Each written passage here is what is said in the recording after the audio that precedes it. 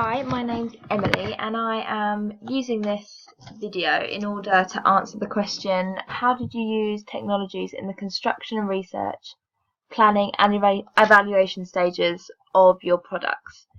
As you can see, the first technology that I've used is called Screencast-O-Matic, and that is helping me record the screen so that, as well as talking about the technologies that I use, I can actually show you where they were applicable to my blog and my coursework. So starting off on my coursework, the first technology that I use is obviously, as you can see, WordPress. This is what I created my blog on. This is something that I used for my AS coursework last year, and it's been really good and effective in presenting all of my work. It's been really easy to use, so I was really happy to use it again. The only issue that I've had with it is that the company obviously update it quite a lot, therefore the layouts change a fair bit, so sometimes I'd have to learn the program again, but it was always fairly easy to learn. So starting at the beginning with my diary entries here, I've done a transcript of my diary entries, as you can see, but if you scroll down to the bottom, I have also created a timeline of my diary entries. This I created on the website Tiki-Toki, and this was something that I used last year as well. As you can see in this is my AS coursework blog. I made another timeline there, and I found this really useful as I found that it was a more presentable visual way of presenting my progress. As you can see, if you click here, a long timeline of my diary entries. So I would definitely use that again, and I'm really happy that I used it this time. Going back up onto my research, the majority of the programs that I used for my research were Google, due to the fact that that is obviously a research-based website. But I'll start with my survey. This we created on the program SurveyMonkey, which was really good. It's really easy to create the survey, but also it's really easy to send it out. We sent it out through our emailing system at school, which was Outlook, and we got over 180 responses back, which is really good. It also allows for analysis. They create the pie charts, they create all the all the data. I can't think of the word now. All the pie charts and graphs, that's the word, graphs, for you. So we use that for our analysis. So yeah, we'll definitely use that again. We used that last year, and it seems really good. We then used Google quite a bit to research. For example, our target audience, which I'm showing you here. Dana researched on Google, and then down below, Amy also did a bit of research. Google is obviously a really good software. It's really quick. It's available on all the computers that we use. The only issue I'd say is that there's so much information that sometimes they can be a bit irrelevant. So sometimes it takes a bit of time to find the correct information that you want. So yeah, this was used for our green screen research, our production company research, but also the theorists. When we researched for them, all of our information was found on Google. If I go down in order, deconstructions that we carried out, we found them on Google, predominantly IMDb. We searched for upcoming films or old ones to find out trailers, conventions. YouTube is really good. It's free. It's really quick. It's really easy. It's also really easy to embed the videos into our blog. All we had to do was copy the links. That was really good. We used that last year in our AS blog. We then created a convention sheet of these. Genre, like I said, we searched all the information on YouTube, but then we also created presentations for them. For example, Dana and I created this PowerPoint here. PowerPoint was really good. It's quite an old software, so it's really reliable, and it did its job perfectly. However, I found that the effects and transitions were a bit basic, so I was keen to look for other ways to present, which is what I did do. as you'll see later on. For example, the theorists. I created the presentations on Roland Barthes and Todorov. For example, I use Powtoon for this. Powtoon, once it's finished, I think looks really, really good. It's really creative. However, actually creating the Powtoon I found quite difficult to use, and also a lot of the transitions and images are preset. There's not that many to choose from. However, the final presentation I do think looks good. However, it is slightly complicated. I'll move on to the planning stage now.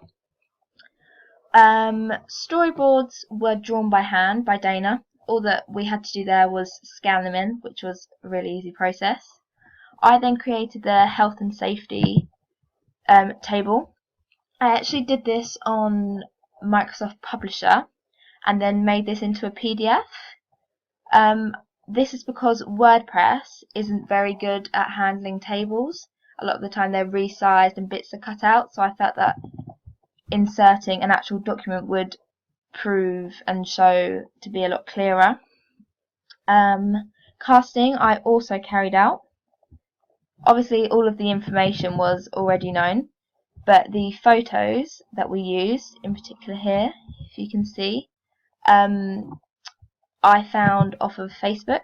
I thought that Facebook would be the most suitable website to find the photos, as the photos are obviously posted by the people themselves, so they are not going to be photos that the people didn't want. They're also a lot clearer, so I had a lot more choice as well, because obviously Facebook is a social networking site where people have profiles, so I had a choice of the photos.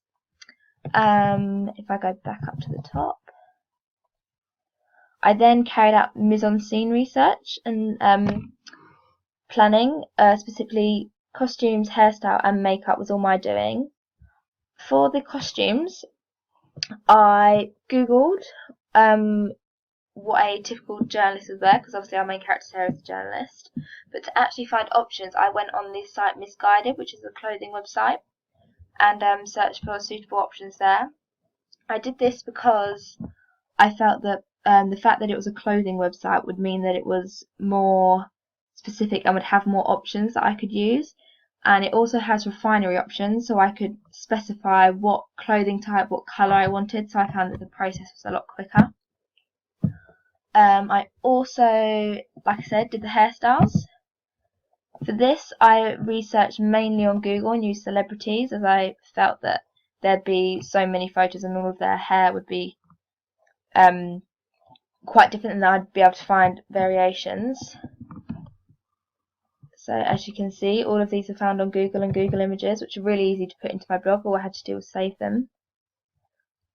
Lighting was carried out by other members of my group, but I know that they used Google as well to research this. I then focused on the makeup, as I felt that because our narrative is so dramatic, at some points our characters are going to be looking sad and distraught, and I wanted to research how makeup could help reinforce this. So I had a look on YouTube and also Google Images. For example, this girl here that you can see in front of you, how to look depressed, how to look down, and found that it was mainly focused around the eye area and making the eyes look darker. So when we carried out makeup, I particularly did Cameron's makeup. I used, what was it, number 7 powdered eyeliner and powdered around under his eyes so that he would look more tired, which was the look that we were going for. Location, we took photos of for our possibilities, as well as using Google Maps. This was really good because obviously Google's got so much information there. So the majority of these were found on Google and Google Maps. However, we did take some ourselves, for example this one, as well as these. These were taken on our phones. We all have iPhones. Me and Amy have the iPhone 4S, but Dana has the iPhone 5S. Pictures on the 4S were still of a good quality, but obviously those on the 5S were much better.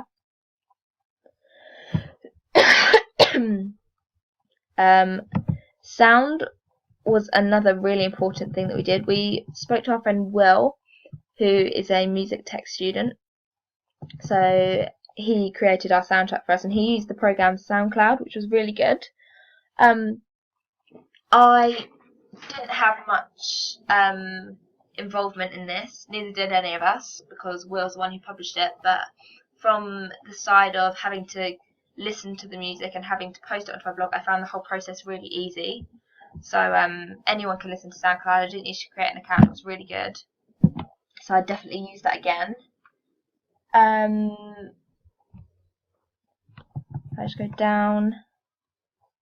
Yeah, the rest was Google searched again, which was really important when we needed to find out our conventions and what would make our product look more realistic. And Google is something available, like I said, on every computer. It's so quick.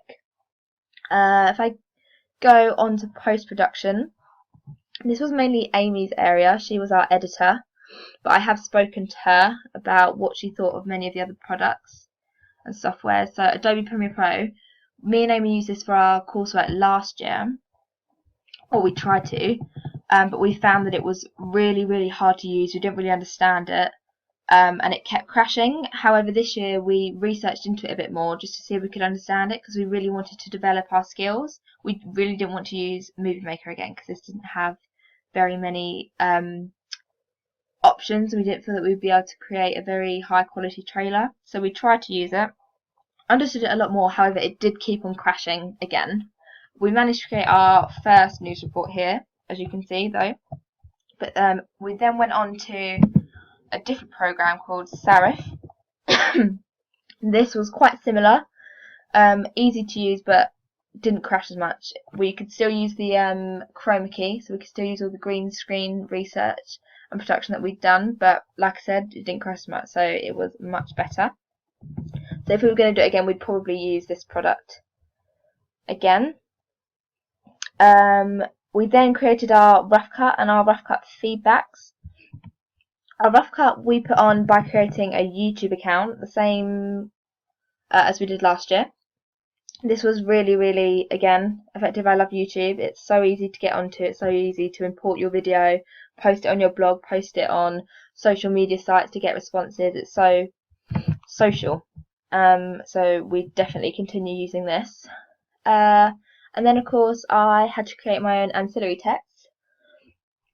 Deconstructions. We chose our deconstructions mainly by looking at the website IMDb, which is has got all of the upcoming films, or if you search films by genre, they come up. So we felt that doing that would give us a more direct and a faster route to especially the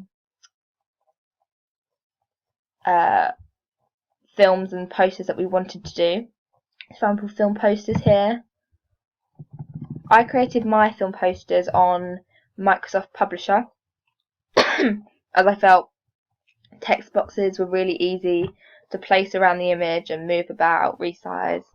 And then I made it into an image and imported it, which again was really easy. Poster conventions I researched on Google and Google Images. This is where I got these images from. Again, really, really easy to import. The planning stages, I then started using Photoshop. Photoshop I didn't use for my AS coursework. It was new to me, but I really loved using it, and I've loved developing my skills using it. It's an experience I'll probably never be able to do again, because it's a really expensive piece of software that I've only been able to access in school, which has been a limitation, because obviously all of my ancillary text work had to be done in school. I can't get it on my laptop. However, the program itself is amazing. All of the editing options that you can do have helped me create what I think is a quite high quality poster, and it is a bit confusing to start with, but I got used to it. This is my final poster that you can see here. Yeah, so I use text, images.